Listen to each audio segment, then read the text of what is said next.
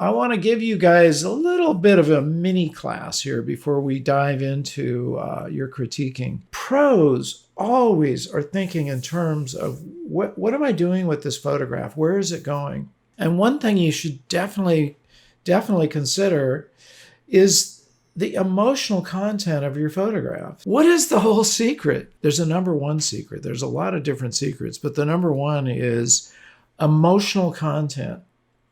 I love this quote. Without emotional content, we take pictures. With it, we create art. Now, if you've hung around AYP, you know that we do not take pictures. Taking pictures is sort of like you're grabbing them from the environment somehow. We make a picture, we make a photograph. You do that by being purposeful. And when you add emotional content to your photographs, it's going to come to life. Now, the very, very first project that I did, you can read about it in this book, Create. I had the adventure of going to Mexico for my last semester of senior year in high school. And I worked on a medical dispensary project. You can read about it in that book. I took this camera here. This is my uncle gave me this Rolleiflex. It produces a photograph. It produces a negative about like that. It's square, 2¼ inches by 2¼ inches. And I took a lot of rolls of film. Now, I was already a pretty good photographer, but I think this project really helped me become a much better photographer. And let me just show you some of these photographs. This is a series. This is the first place we ended up, a small town called Ojoa, Mexico, at the end of a road that takes about a day by Jeep, very remote, above Mazatlan. And this was some school children. The amazing thing is these people allowed me into their life. And, you know, one of the things that can be very challenging is getting people to relax when you pull a camera out. Now, the one thing about that camera that's actually quite handy is you look down into it. You look down this way, so you don't have a camera right in front of your face. That can be an incredible barrier between you and your subject. And you can avoid that with, modern cameras where you have an LED screen that you can, LCD screen rather, not LED, that you can flip up and you can actually look down. That's actually a handy thing to do. You'll notice in these photographs, there's emotion. There's an emotion that these kids are portraying here. This is the same guy in the other one, but in a different location. I didn't obviously pose any of these people. They were doing what they're doing. I pulled my camera out, but they're allowing me to take their images, their photographs. And this is a series here. This was the hut where we lived. We actually lived outside, but this was considered a village. It basically consisted of one hut with a family in it. And they had a herd of goats. And this is one of the children of the parents who basically had this little village, we'll call it. They had these goats, and he's leaning up against, the adobe wall here. This is how they constructed things. Handmade adobe, handmade tiles. Just, rather amazing. Again, I'm getting inside their world here. And these were two little girls that came to this hut, this village, I think they were bringing oranges or taking them away. And I just stood there with my camera. That's sort of Vermeer lighting.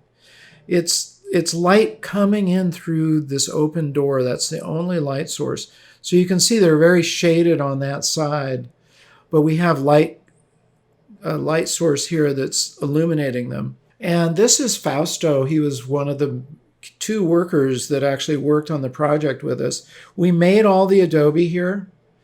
We cut the trees and hewed them into pieces of wood here and made the door frame, the window frame. Anyway, Fausto's leaning out here. Now, normally he was a very kind of jovial guy.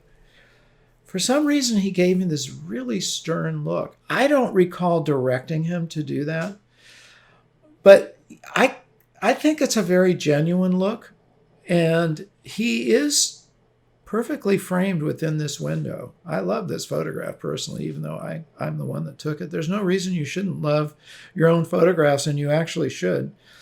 This was one of the boys working on the project named Agrippino, and another little boy here. This frame is actually how we made the roof tiles. You put clay in here, and you put another piece of wood underneath it, and it turns it into a kind of the rounded shape. Once we made all these tiles, we burnt them. It's called firing them, literally with a fire. Inside here are a whole bunch of tiles, and these were fires that were lit at night, as you can see. And what they did was they burned and created enough heat to do what you do with pottery. You have to fire it. You have to put heat on it, or else it'll just fall apart. So here I am following this whole sequence. In the middle of my stay there, I went on an 80-mile solo backpacking trip to the Rio Verde.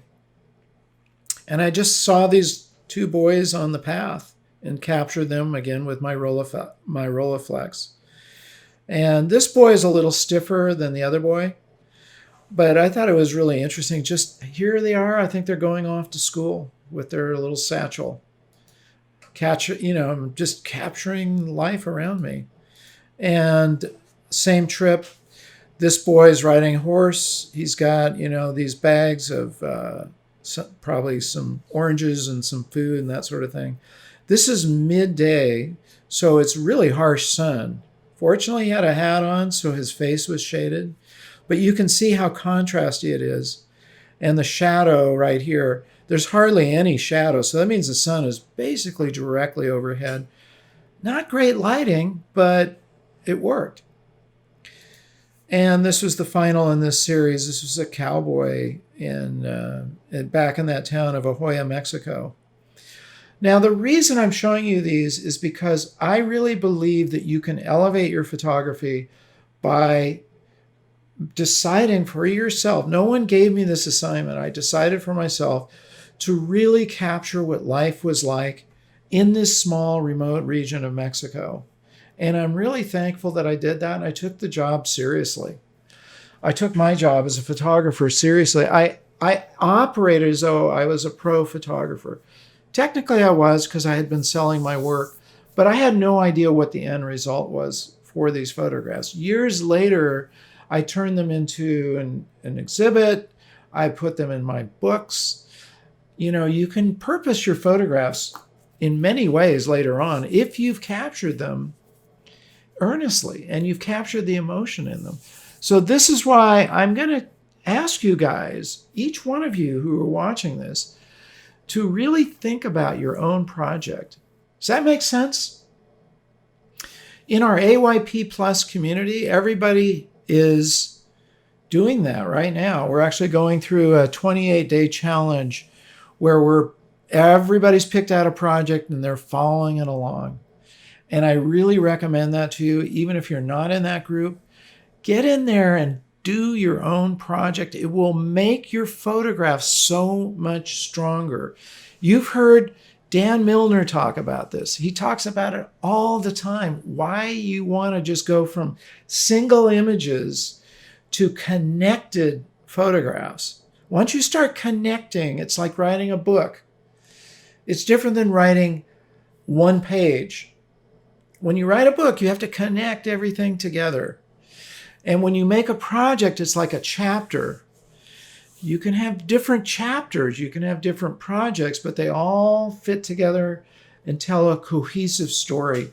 I want you guys to do that. It will make a difference.